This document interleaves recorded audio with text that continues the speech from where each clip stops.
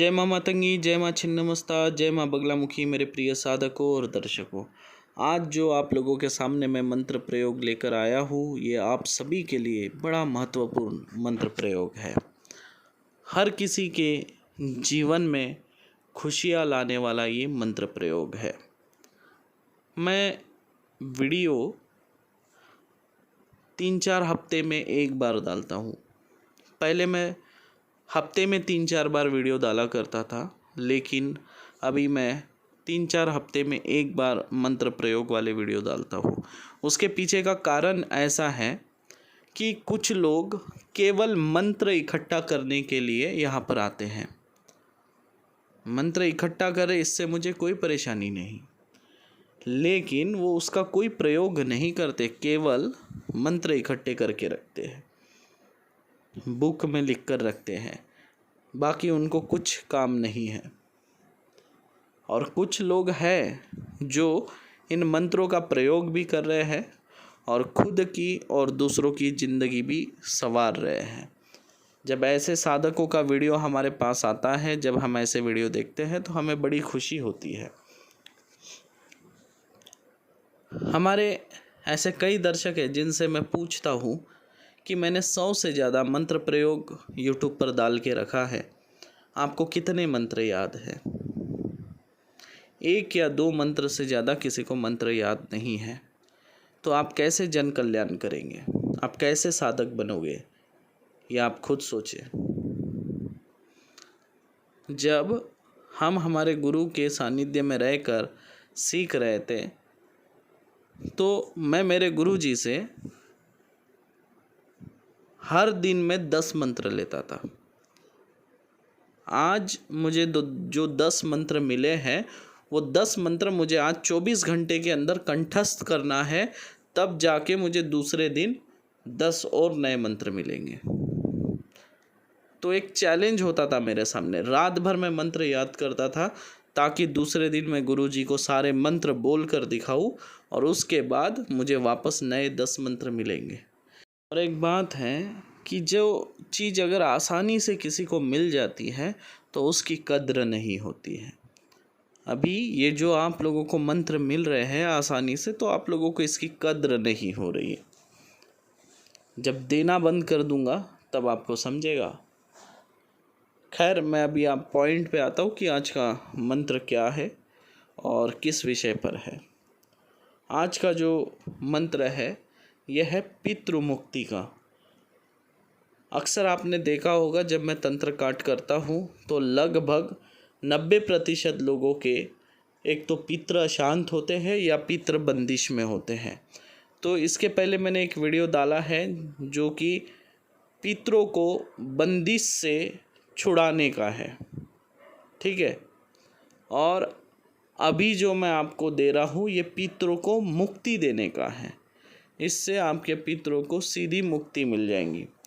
लोग लाखों रुपए खर्च करते हैं, कई तरह के कर्म कांड करते हैं, कई सारी पूजा पाठ करवाते हैं, कई तीर्थ स्थानों पर जाते हैं, उसके बावजूद उनके पितरों को मुक्ति नहीं मिल पाती है। तो आज जो मैं मंत्र प्रयोग लाया हूँ, इसे आप स्वयं करके भी अपने पितरों को मुक्ति दिला सकते हैं। पर मैं हमेशा ये कहता हूँ कि कमज़ोर दिल वाले ये सब प्रयोग ना करें, क्योंकि इस तरह के प्रयोग में कई तरह की विचित्र घटनाएं घटित होती है, डरावनी। इसके पहले मैंने एक उच्चाटन क्रिया का वीडियो डाला था और मैंने बताया भी था कि ये थोड़ी डरावनी क्रियाएं हैं, इसमें कई तरह के विचित्र अनुभव होते हैं। तो हमारे उड़ीसा के एक दर्शक है, उन्होंने उस उच्चाटन क्रिया का प्रयोग किया था और उन्हें कई डरावने अनुभव हुए और कई भूत प्रेतों का उन्हें साक्षात्कार हुआ और उसका परिणाम स्वरूप वो क्रिया स्थल छोड़कर भागे। जहाँ पे वो क्रिया कर रहे थे, वो क्रिया स्थल छोड़ के घर भाग कर आए। तो इसलिए मैं हमेशा कहता हूँ कमज़ोर दिल वाले ये सब क्रियाएं ना करें, दूर ही रहे, केवल मनोरंजन के हिसाब से ही वीडियो देखें। तो अब इसकी क्रिया कैसी है, कैसी करनी है, वो भी मैं आपको बता दूं, लेकिन उससे पहले मैं आपको बता दूं कि पितृ अगर आपके बंदिश हो या अशांत हो तो क्या होता है। जैसे मान लीजिए कोई व्यक्ति बीमारी से मरा हो और मर के वो पितृ बन गया हो, पर उसे शांति नहीं मिली है, तो अगर वो बीमारी से मरा है तो उसके परिवार के जितने सदस्य हैं वो सभी के सभी कई तरह के बीमारियों से पीड़ित होते हैं। और कई लोगों की बीमारी से मृत्यु होती है, तो उस घर में कई लोगों की अकाल मृत्यु होती है। सांप काटना भी अकाल मृत्यु है, एक्सीडेंट होना अकाल मृत्यु है, यहाँ तक कि सुसाइड भी लोग करते हैं, ये भी अकाल मृत्यु है। तो कई तरह की परेशानी आती है। पितृ अशांत हो तो आप लोग कभी सुखी नहीं रह सकते। जिसके पितृ अशांत हो उस घर में बहू कभी टिकती नहीं है। ऐसे घर में एक तो शादी नहीं होती है, और शादी हो जाए तो भी बहू टिकती नहीं है। हमेशा उस घर में क्लेश चलता है, मन अशांत रहता है, ब्लड प्रेशर हमेशा बढ़ा हुआ रहता है, गुस्सा एकदम सर पे चढ़ा हुआ रहता है। जिस घर के पितृ अशांत हो उस घर में कर्ज भी चढ़ता चला जाता है। परिवार के सदस्यों के ऊपर कर्ज बढ़ेगा, व्यवसाय ठप पड़ जाएगा, कारोबार में कोई प्रगति नहीं कर पाएंगे। नौकरी पे हो तो नौकरी में उन्हें कोई प्रगति नहीं होगी। नौकरी से आने वाला सारा पैसा कहाँ जा रहा है पता भी नहीं चलेगा, कभी बीमारी में तो कभी कहीं और। जिस परिवार के पितृ अशांत होते हैं उनका खुद का घर नहीं हो और वो घर लेना चाहते हो तो वो घर भी नहीं ले पाते। और जिनके पितृ अशांत हो तो उनके सर से छत भी चली जाती है कई बार। तो यानी कई तरह की परेशानी आती है कुल मिलाकर। तो आज मैं जो आपको प्रयोग बता रहा हूँ, ये प्रयोग क्या और कैसे करना है ये आप लोग अच्छे से समझ लीजिए। ये प्रयोग आप सोमवार, मंगलवार, गुरुवार और शुक्रवार ये 4 ही दिन कर सकते हैं। और इस प्रयोग में लगने वाली जितनी भी सामग्री है वो सारी सामग्री आपको इन 4 दिनों में ही इकट्ठा करना है, ये भी ध्यान रखें। इस प्रयोग में खास करके आपको लगने वाली चीज़ें वो मैं आपको बता दूं। किसी भी शिव मंदिर में आपको जाना है इन्हीं 4 दिन में से कोई भी एक दिन, और शिवलिंग के अभिषेक का जल आपको ले आना है साथ में। ये सारी चीज़ें आप एक दिन पहले इकट्ठी करके रख देंगे। और गाय के गोबर का उपला आपको लगेगा, पीली कौड़ी लगेगी, और बबूल, आम या नीम, इन तीनों में से कोई भी एक पेड़ की सूखी लकड़ी आपको जमा करके रखनी है, लगभग 2 किलो। अब प्रयोग कैसा करना है ये आप समझ लें।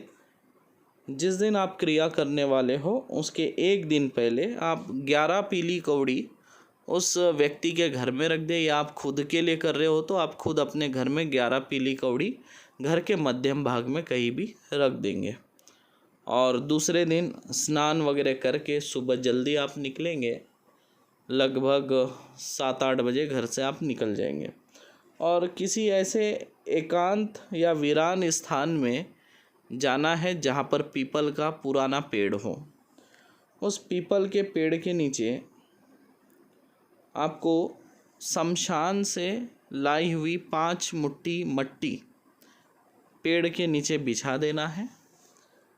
बिछाने के बाद जो घर से आपने पीली कौड़ी लाई है वो पीली कौड़ी उस मिट्टी के ऊपर बिछा देना है उल्टी करके। ठीक है, सारी कौड़ी उल्टी करके बिछाना है, यानी उल्टी होनी चाहिए, सीधी नहीं रखना है, ये ध्यान रखें। सीधी रखोगे तो आपका प्रयोग जो है असफल हो जाएगा। अब आपको क्या करना है, उन पीली कौड़ी के ऊपर जो आपने लकड़ी लाई है जलाने के लिए उसे रख के जला देना है। जलाने के बाद आपको उसके ऊपर गाय के गोबर का उपला रखना है। ठीक है, उसके बाद आपको उसके ऊपर सिंदूर के 5 टीके छोड़ने हैं, मतलब 5 चुटकी सिंदूर आपको उस उपले के ऊपर छोड़ना है और आदि शक्ति माँ का ध्यान करना है। उसके बाद यमराज देवता का आपको ध्यान करना है। उसके बाद आप क्या करेंगे, जो मीठे चावल आप साथ में बनाकर लाए हो घर से, आपको 1 कटोरी मीठा चावल भी ले जाना है, जो कि यमराज को और यमदूत को भोग चढ़ाना होता है। 1 कटोरी मीठी चावल बना के ले जाएंगे और 2 पत्तों के ऊपर चढ़ाना है। ठीक है, एक पत्ते पे यमराज के नाम से आप चढ़ाएंगे, दूसरे पत्ते के ऊपर यमदूत के नाम से आप भोग चढ़ाएंगे मीठे चावल। उसके बाद घी जो है, घी आपको उपले के ऊपर डालते जाना है और हर एक बार घी डालने के बाद सूखे नारियल का एक टुकड़ा आपको उस अंगार के ऊपर छोड़ते जाना है। ऐसा आपको 11 बार करना है और 11 बार जब आप नारियल के टुकड़े 11 टुकड़े चढ़ा देंगे, उसके बाद आपको अगरबत्ती जलाना है। 11 बार अगरबत्ती दिखाना है। अगरबत्ती दिखाने के बाद गुलाब का इत्र चारों तरफ छिड़क देंगे और खुद के शरीर पे भी लगा देंगे और कूस का आसन बिछाओगे और उसके ऊपर आप बैठेंगे और मंत्र जाप आप चालू करेंगे। 31 बार आपको मंत्र पढ़ना है और 31 बार मंत्र होने के बाद आपको बोलना है, हे यमराज, हे यमदूत, आप हमारे या फलाने के इस पित्र को आप साथ में ले जाए और इन्हें मुक्ति दे दे। ऐसा आपको 31 बार बोलना है। याद रखिए, मंत्र में अमुक जगह पर मैंने कॉमा डाला है। अगर आपको पता हो कि अगले का ये वाला पित्र अशांत हो तो आप डायरेक्ट उसका नाम ले सकते हो मंत्र में, तो उसको जो यमदूत है, यमराज है, वो कैद करके साथ में ले जाएंगे। अगर आपको नाम पता ना हो या उस परिवार के कितने पित्र अशांत है ये आपको पता नहीं, अगर आप चाहते जितने भी अशांत पित्र है सब एक साथ मुक्ति मिल जाए, तो वहाँ पे उस घर के मुखिया का नाम लेना है, तो अमुकेर। तो उसके सारे पित्र, जैसे किसी का नाम अशोक है तो आप बोलेंगे अशोक केर, तो अशोक केर यानी अशोक के घर के सारे पित्र वो एक साथ उठा लेंगे। जो भी अशांत है वो सबको एक साथ उठा लेंगे और साथ में ले जाएंगे। आप समझ गए। अगर आपको किसी एक ही पित्र को टारगेट करके उसको ही मुक्ति दिलाना है तो उस पित्र का नाम लेना होगा, पित्र का नाम लेना होगा। समझ गए ना। अगर आपको ये पता नहीं है कि उसके घर में कितने पित्र अशांत, एक से ज़्यादा भी अशांत हो सकते हैं, तब आप उस घर के मुखिया का, जो अभी वर्तमान में जो मुखिया हो और जो जीवित हो, उसका नाम लेना है। जैसे एक घर है, उस घर का मालिक अशोक है और वो अभी जीवित है, तो आपको बोलना है अशोक केर उस खाली जगह पर। ये बात ध्यान रखें। तो ये प्रयोग जैसे ही आप करेंगे उस घर के सारे पित्र कैद हो जाएंगे और उन्हें मुक्ति दे दी जाएंगी। आशा करता हूँ कि आप सारी विधि अच्छे से समझ गए होंगे।